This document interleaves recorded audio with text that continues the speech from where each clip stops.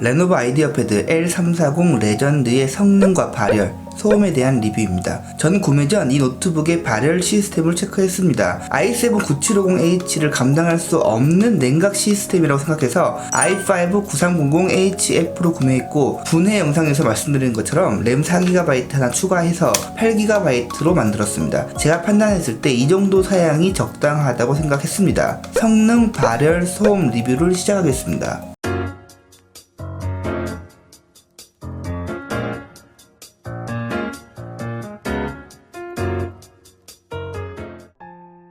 방방의 가성이 아빠예요. 제가 리뷰에서 여러 번 말씀드렸습니다. 저는 게임을 전혀 하지 않고 제가 테스트를 위해 할 수 있는 게임은 콜 오브 듀티 모던 워페어 2밖에 없습니다. 오버워치나 피파 이런 거 물어봐도 저는 그게 뭔지도 모르고 해본 적도 없어요. 제가 검색은 해봤는데 저와 동일한 사양으로 오버워치 피파 옵션 살짝 조절해서 플레이 잘 하더라고요. 그 부분에 대한 내용은 여러분들이 찾아보시면 될 듯 하고, 저는 제가 테스트한 데이터만 가지고 리뷰하겠습니다. 먼저 3D 마크 점수는 8073점으로 i5 치고는 굉장히 잘 나왔습니다. i7 9750H를 탑재한 델 인스피론 7590보다 높은 점수이지만 이 노트북은 경량급이라 비교하는 것은 의미가 없고, 오디세이와 비교해서 한 등급 아래의 CPU인 것을 감안해도 굉장히 잘 나온 점수라는 것을 알 수 있죠. 오디세이나 인스피론 7590이 성능이 잘 나오는 노트북은 아니지만 그래도 i7 9750H와 비교해서 이 정도라면 굉장히 선방한 성능이라고 볼 수 있습니다. 왼쪽은 제가 얼마 전 리뷰했던 델 인스피론 7590으로 i7 9750H와 GTX 1650이 달렸습니다. 제가 구매한 가격을 기준으로 보면 2배 넘는 가격 차이를 보입니다. FHD 화질에 5분 길이의 영상을 인코딩 했는데 20초 정도 차이밖에 나지 않았어요. 물론 인스피론 7590은 휴대성이 강조된 노트북이기 때문에 비교 대상은 절대 아닙니다. 하지만 휴대성보다 가성비를 중요하게 생각한 유저들에게는 흥미로운 결과라고 생각합니다. 포토샵과 영상 편집은 날아다닙니다.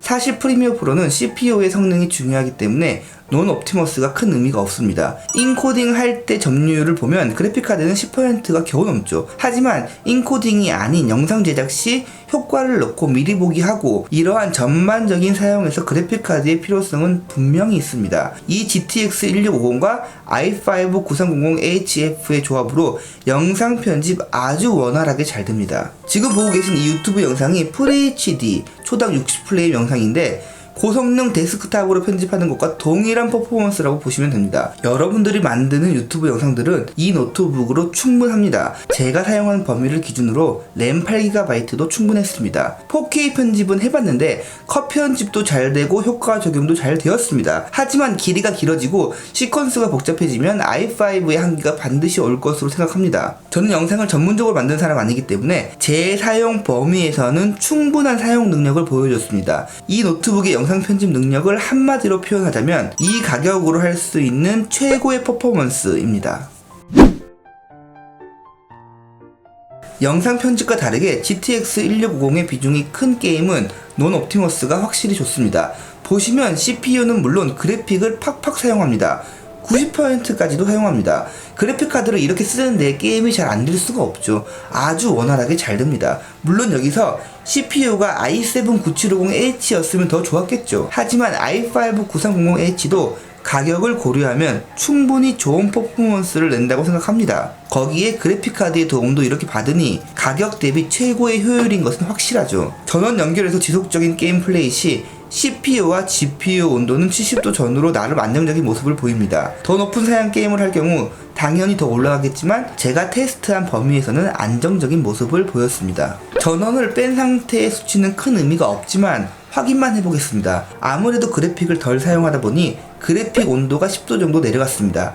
CPU 온도도 10도 정도 내려간 것을 알 수 있죠. 하지만 게임을 하다 보면 그래픽카드가 미쳐서 80% 넘게 올라가기도 합니다. 분명히 배터리 모드인데 그럼에도 불구하고 그래픽 지원을 많이 사용하는 거죠. 보시면 그래픽이 최고 89%까지도 올라갑니다. CPU가 40%에서 머물고 있는데 그래픽이 이렇다는 것은 그냥 정신 나간 거죠. 이러니 당연히 배터리 타임이 1시간도 나올 수가 없죠. 전원을 빼고 배터리 모드에서도 게임은 잘 됩니다. 아주 잘 됩니다. 노트북이 좋아서 잘 되는 것이 아닌 전력을 많이 사용하기 때문에 잘 되는 겁니다. 배터리 관리가 전혀 되고 있지 않습니다. 반복적으로 설명드리고 있습니다. 이 노트북은 거치형 노트북입니다. 배터리 사용을 전혀 생각하지 않은 노트북이죠. 충전기 없이 휴대용으로 사용할 수 없는 노트북입니다. 제가 노트북을 구매하기 전에 말씀드린 이 내용은 실사용에서 계속 증명되고 있습니다.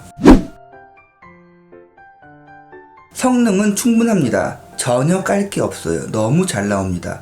하지만 여기서 중요한 것은 발열 처리 능력과 소음이죠. 게임할 때는 생각했던 것보다 안정적으로 70도를 계속 유지했습니다. 더 내려갔으면 내려갔지 올라가진 않았어요. 하지만 이 구조에서 70도를 유지하기 위해 팬이 계속 강하게 돌아갑니다. 보통 게임할 때 게임 사운드가 들리기 때문에 아무리 게이밍 노트북이라 해도 팬 소음이 잘 들리진 않아요. 게임 사운드에 묻히죠. 이 노트북은 게임 사운드를 뚫고 나옵니다. 그게 듣기 싫을 정도는 아니지만 그래도 귀에 충분히 인지될 정도의 팬 소음이 들립니다.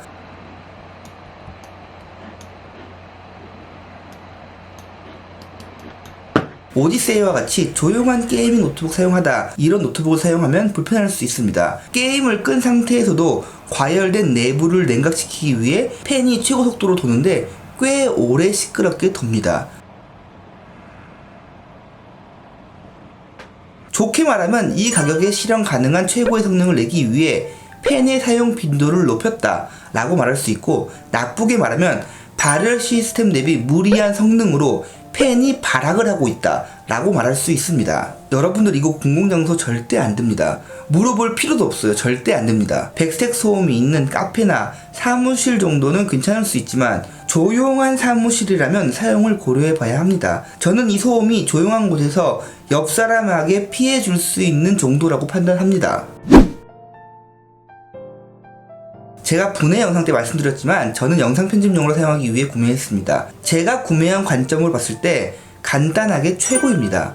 지금 고성능 노트북 시장을 전체적으로 보면 비교 대상 자체가 없어요. 인텔 10세대 고성능이 나오더라도 이 가격에는 절대 불가능하고, 라이젠 신형은 기대해 볼만 하긴 하지만 나오기까지 시간이 좀 더 걸리고, 지금 상황에서 이 가격으로 이렇게 훌륭한 영상 편집을 할 수 있는 노트북은 없습니다. 물론 휴대를 생각한다면 이 노트북의 가치는 쭉 하락하겠지만 집에서 모니터 연결하고 영상 편집하는 용도로 사용하기에는 최고입니다. 추가로 영상 편집은 조용하고 쾌적한 상태에서 작업 가능합니다. 간헐적으로 팬 소음이 들리긴 하지만 심한 정도는 아니고, 인코딩 할 때만 CPU 온도 90도 이상의 최고 팬 소음이 들릴 뿐 전체적으로는 무난합니다. 제 기준으로 90% 정도 만족하고, 가격을 고려하면 99% 만족합니다. 게임에 대한 부분은 제가 잘 모르기 때문에 평가를 내리기 힘들지만 영상 편집과 동일하게 가격 대비 성능은 최고라고 확실히 말씀드릴 수 있습니다.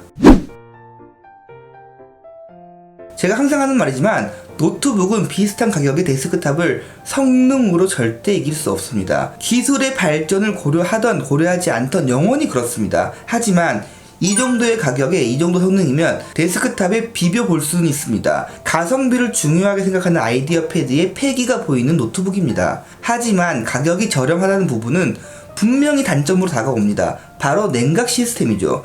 이 노트북은 성능에 집중한 나머지 냉각 시스템에 신경을 쓰지 못했어요. 정확히 말하면 저렴한 가격으로 좋은 냉각 시스템을 구축하지 못하는 거죠. 하지만 제가 테스트한 데이터를 보면 발열이 그렇게 심하지는 않아요. 발열이 굉장히 심하다는 평가를 몇 개 봤는데 제 의견은 조금 다릅니다. 제가 봤을 때 이 정도 발열은 일반적인 100만원 초반 고성능 노트북 발열 정도로 보입니다. 이 노트북이 6-70만원 정도에 구매할 수 있다는 것을 생각하면 꽤 괜찮은 발열 처리 능력이라고 할 수 있죠. CPU와 GPU의 발열은 심하고 냉각 시스템은 좋지 않고, 그런데 생각보다 발열이 심각한 수준은 아니고, 이유는 하나죠. 팬을 많이 사용합니다.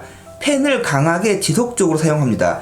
당연히 팬 소음이라는 단점을 가지고 있을 수밖에 없죠. 노트북이 시끄럽습니다. 성능, 발열, 소음에 대한 정리를 하자면 성능 좋습니다. 가격 생각하면 그냥 최고라고 보는 것이 맞습니다. 발열 처리가 좋다고 할 수는 없지만 나쁘다고 보진 않습니다. 물론 제 의견입니다. 소음은 심합니다. 시끄럽습니다. 팬 소음이 게임 사운드를 뚫고 나옵니다. 이 다음 리뷰는 이 노트북의 종합 리뷰입니다. 끝까지 봐주셔서 진심으로 감사드립니다.